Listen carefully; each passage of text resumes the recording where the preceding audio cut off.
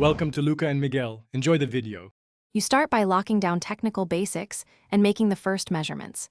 Check that your file is 44, 1K HZ or 48K HZ, and 16 or 24-bit so you're comparing like with like.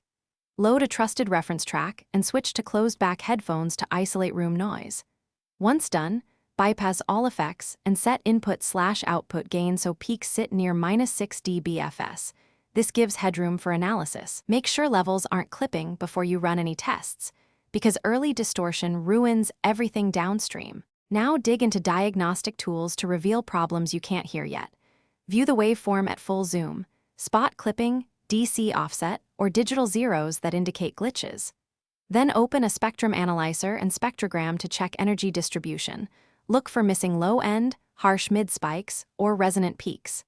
Next, measure integrated LUFS and true peak to assess loudness and potential intersample overs.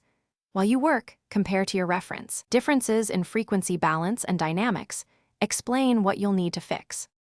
Finish by addressing the specific problems you found and preparing a final export.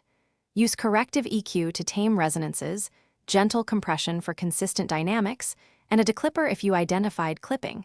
Aim to leave about -1 dBTP headroom. Export at the original sample rate and bit depth, then remeasure LUFS and true peak to confirm conformance. If something still sounds wrong, isolate a short problematic section and test with different headphones or cables, or consider re-recording that segment to eliminate hardware or room issues.